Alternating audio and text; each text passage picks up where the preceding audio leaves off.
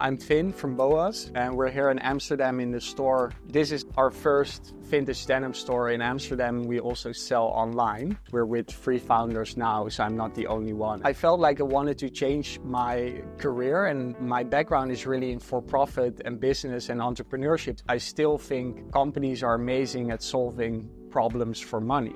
Yet we have this other side where we have massive gaps in climate change or preventable death that can be solved with money. Then I realized it has to be a company that just donates its profits. It made perfect sense to me. We started a company with what we call now profit for good. You are any business, you solve a problem for people who can afford solutions, like buying vintage jeans in Amsterdam, or buying cars or MacBooks or shoes. And then you use your profit to solve another important problem for people who cannot afford a solution. In our case, we save lives by donating 90% of our profits to kind of the best life-saving charities. We actually started with the idea, like, let's build a cool business that's based on the profit for good business model. And then we thought about, okay, secondhand is actually both sustainable and affordable. So I kind of see that maybe as the holy grail. I talked to around 100 people, like, what are your main problems with trying to buy something secondhand?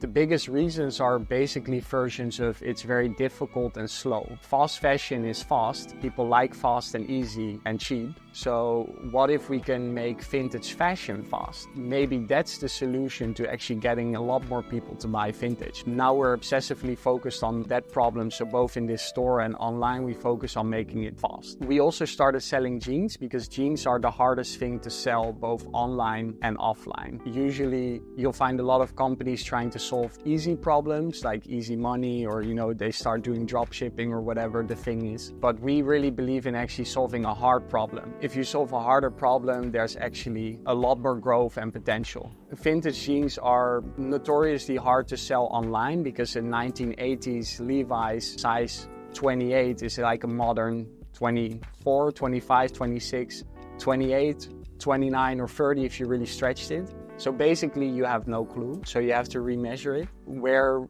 we get most of the jeans from, a lot of people don't know this fact. I think a lot of vintage jean stores are secretive about that, but basically all the fashion you'll see in any vintage store in Amsterdam is almost certainly from a donation container. A lot of people think it's individuals that come with their wardrobe and they put it at the vintage store and they sell it again. That's not what happens. Like, people donate their clothes in a container, then there's a sorting facility. They will sort it into what's sellable, what's unsellable. That's where we get our supply from, basically. The story of how we got into upcycling was basically our hate for throwing stuff away. We will give upcyclers denim. They will create what they think is amazing. Then we will sell it online and offline, and we save a lot more denim from being burned or dumped. That's actually the thing I'm most excited about, is being able to push more stuff into the market that would otherwise be burned or dumped.